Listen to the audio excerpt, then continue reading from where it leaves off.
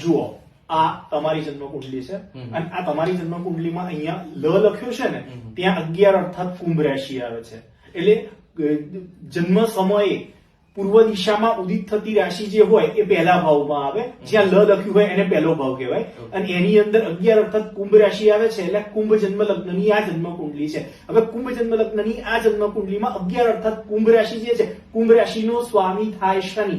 અને શનિ એ જો વ્યય સ્થાનમાં છે અને પોતે ઉચ્ચનો થઈને રહેલો છે, તો પોતે સ્વક્ષેત્રમાં એટલે પોતે જ્યાં જન્મ્યો હોય ત્યાં કદી પણ તમને સફળતા મળે નહીં. તમે જ્યાં જન્મ્યા છો ત્યાં તમને સફળતા મળશે નહીં. તમને પારકા પ્રાંતમાં સફળતા મળશે. તમને તમારી જાતને પુરવાર કરવાનું, આઈ એમ સમથિંગ અથવા આઈ એમ ધ ગ્રેટ, એ વસ્તુ તમારે જો પુરવાર કરવી છે તો તમારે ક્યાં જવું પડશે?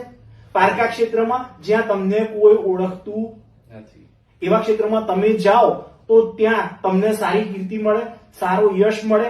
બધી જ વસ્તુઓ માતા પિતાથી જેટલા તમે ડિસ્ટન્સના અંતરમાં હશો એટલું સારું તમને પ્રાપ્ત થવાનો યોગ બનશે. બરાબર છે? એટલે એ વસ્તુ જોવાની છે. બીજી વસ્તુ, તમારી આ જન્મ કુંડલીમાં શુક્ર જે છે એ અહીંયા આ ભાગ્ય સ્થાન છે.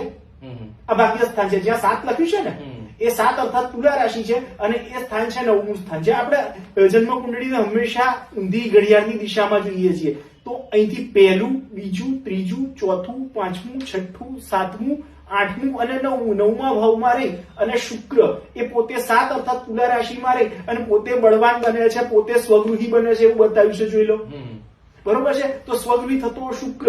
હવે જન્મ કુંડલીનો નિયમ, પારાશાસ્ત્રનો નિયમ એવું કહે છે કે બધા જ ગ્રહોને બાજુમાં મૂકી અને જન્મ કુંડળીમાં કેન્દ્ર ભાવમાં યા ત્રિકોણ ભાવમાં, બેમાંથી ગમે તે ભાવમાં, કેન્દ્ર ભાવ એટલે 1, 4, 7 અને 10, આ વચ્ચેના જે 4 ચોખંડા છે એ, અથવા ત્રિકોણ ભાવ. ત્રિકોણ ભાવ એટલે 5મો ભાવ, 9મો ભાવ અથવા છેલ્લામાં છેલ્લો 11મો ભાવ.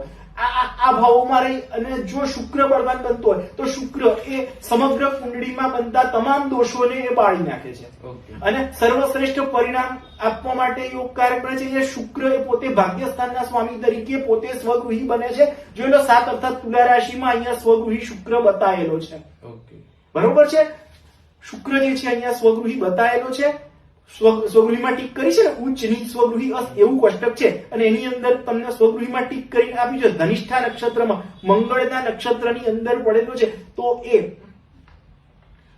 તમને ભાગ્યની દ્રષ્ટિએ અતિશય સારી સફળતા અપાવશે. જે શાસ્ત્રમાં કહ્યું છે સર્વ ભાગ્યાર્થ સિદ્ધય, તો ભાગ્યના આધારે અથવા LLU નું મંતવ્ય માનીએ તો house of fortune is a growth engine of life. એ વસ્તુને જો માનીએ તો house of fortune is growth engine of life for you.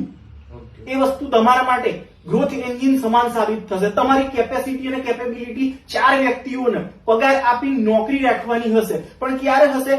તમે અહીંયા મેં તમને પહેલા જ કહ્યું, લગ્ન ભાવનો સ્વામી ગ્રહ, લગ્ન ભાવનો એટલે પહેલા ભાવનો સ્વામી ગ્રહ એ જો વ્યય સ્થાનમાં છે, બરોબર છે, અને પોતાની ઉચ્ચની રાશિને જો ભોગવે છે, 10 અર્થાત મકર રાશિને જો ભોગવે છે, બરોબર છે, મૂળ ત્રિકોણી થાય છે મકરમાં રહીને, તો એ પરદેશ જવાથી જ આવી સફળતા તમને અપાવે. બાકી અહીંયા હોવ તો ક્યારે પણ તમને આવી સફળતા અપાવશે નહીં. આ વસ્તુ યાદ રાખવાની છે.